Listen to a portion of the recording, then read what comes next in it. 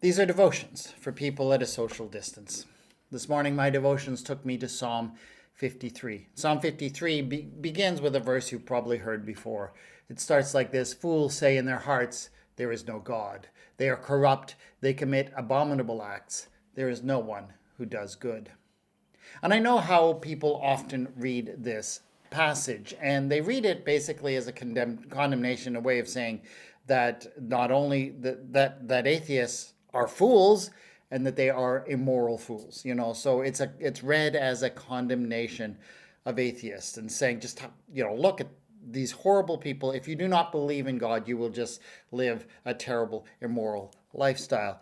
And that's not true. I don't think that's what it's saying. And as you look around at the people around you, that's not how things play out. There are very good, fine, moral, and upstanding atheists, and there are immoral, wicked atheists. And there are people who believe in God who live wicked and immoral lives, and people who believe in God who live good and upstanding lives. Those are two different matters. Just because you believe in God does not make you better than someone who does not, on a moral level.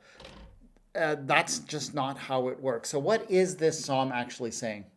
Well, actually, the very idea, when this psalm was written, the very idea that somebody could intellectually not believe in the existence of God or gods just was ridiculous. I mean, it was simply taken for granted by everyone that there was a divine reality. There was just no way of understanding how the universe worked for them without taking the supernatural into account. So this psalm is not condemning what we would recognize today as atheists, because they really didn't exist, or there were certainly not enough of them at that time that for anyone to bother writing some sort of polemic against them. So what is this psalm actually saying?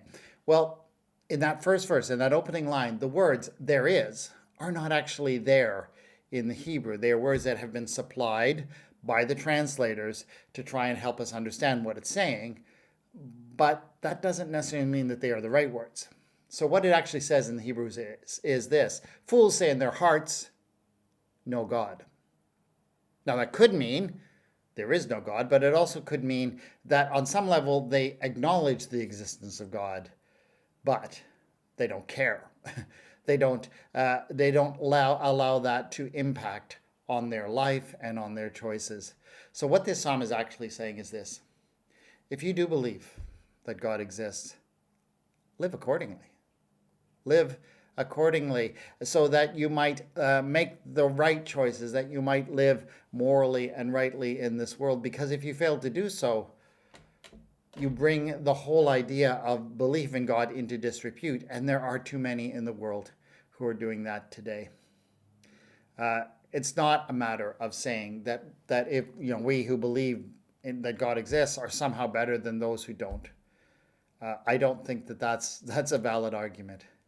Saying that we who believe in God really ought to live up to what we say. Lord our God, thank you for showing us, convincing us that you are there, that you care. Let that have a real and positive impact on the way that we live our lives and the way we relate to others. Amen.